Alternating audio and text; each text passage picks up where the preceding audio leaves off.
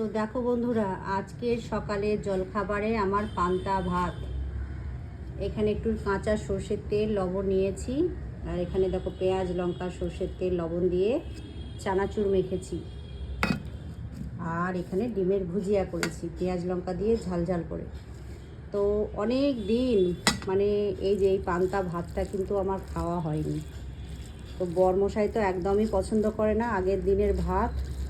আমি কিন্তু পছন্দ করি, কিন্তু খাওয়া হয় না। আবার এই যে ভিডিও করছি, পরে কিন্তু বকবে দেখলে তুমি পান্তা ভাত খেয়েছো। তো খেতেই পছন্দ করি, কিন্তু খাওয়া হয় না। তো এই যে ডিমের ভুজিয়া দিয়ে চানাচুর মেখে আজ খাওয়া হবে।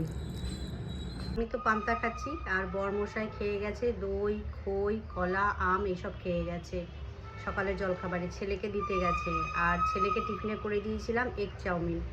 তো ওদের জন্য সকালে জলখাবারে এটাই ছিল, আর আমার জন্য পান্তা। কাল রাত্রে তো আমরা বাইরে খেয়ে এসেছিলাম, ছেলের জন্য খাবারও নিয়ে এসেছিলাম, সেই জন্য অল্প একটু ভাত বেঁচে গেছিলো। তো ভাবলাম ভাতটা ফেলে দেবো, নষ্ট হবে, তো সকালে পান্তা করে খাবো। তো পান্তা করে রেখেছিলাম, তো সকালে খাচ্ছি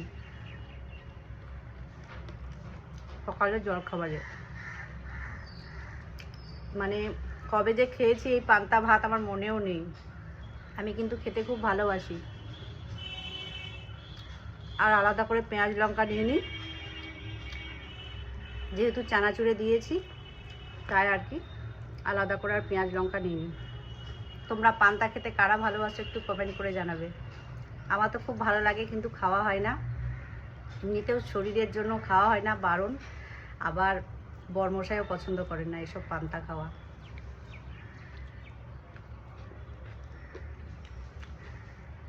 তো বহু বছর পর খাচ্ছি, কবে খেয়েছি আমার মনেই নেই। এই যে পান্তা, আগের দিনের ভাত পরের দিন খাওয়া। তো চলো বন্ধুরা খেয়ে নিই একদম এনজয় করে পান্তা। চলো টাটা।